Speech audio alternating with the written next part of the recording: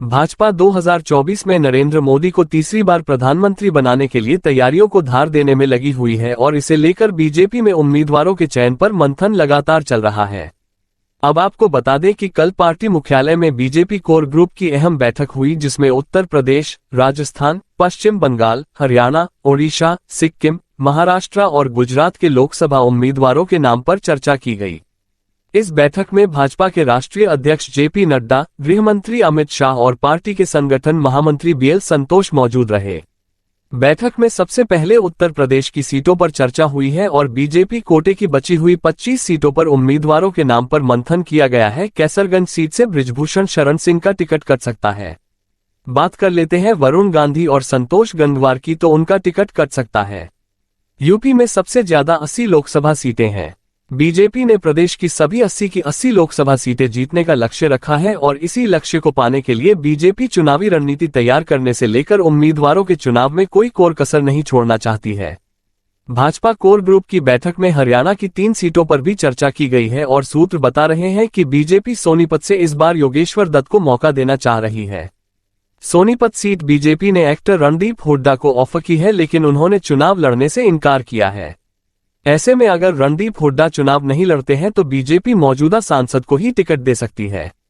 वहीं कुरुक्षेत्र से बीजेपी कांग्रेस के पूर्व सांसद नवीन जिंदल की पत्नी शालू जिंदल को मैदान में उतारने जा रही है और यूपी में बीजेपी पार्टी के बड़े नेता और सांसद वरुण गांधी, रीता बहुगुणा जोशी, बृजभूषण शरण सिंह, जनरल वीके सिंह, संतोष गंगवार, रमापति राम त्रिपाठी, संघमित्रा मौर्य और सत्यदेव पचौरी के टिकट कटने के आसार जताए जा रहे हैं।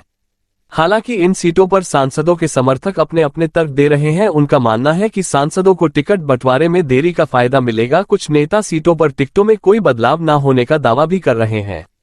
आपको बता दें कि बैठक में यूपी के मुख्यमंत्री योगी आदित्यनाथ, राजस्थान के मुख्यमंत्री भजन लाल शर्मा, हरियाणा के मुख्यमंत्री नायब सिंह सैनी और महाराष्ट्र के उप मुख्यमंत्री देवेंद्र फडणवीस और यूपी के उप मुख्यमंत्री केशव प्रसाद मौर्य और ब्रिजेश पाठक के साथ ही उत्तर प्रदेश भाजपा के प्रदेश अध्यक्ष भूपेंद्र चौधरी और राजस्थान के प्रदेश अध्यक्ष सीपी जोशी सहित इन प्रदेशों के कोर कमेटी के अन्य महत्वपूर्ण नेता राज्यवार अलग अलग हुई बैठक में शामिल हुए।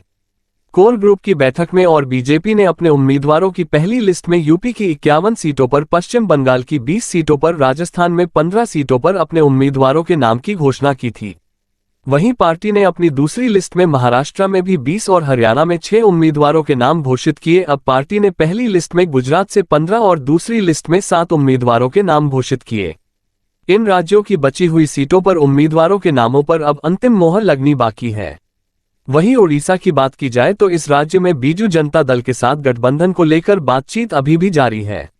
दोनों दल कई दिनों पहले ही सैद्धांतिक तौर पर साथ आने के लिए सहमत हो गए हैं, लेकिन सीटों के बंटवारे के फॉर्मूले पर बातचीत अभी चल रही है। तो आज क्या तीसरी लिस्ट आ जाती है और तीसरी लिस्ट में किन दिग्गजों के नाम शामिल होंगे, किनका पत्ता कट सकता है, इससे जुड़ी हुई कई विश्लेषण वाली रिपोर्ट्स हम आपको लगातार बताते रहेंगे, दिखाते रहेंगे।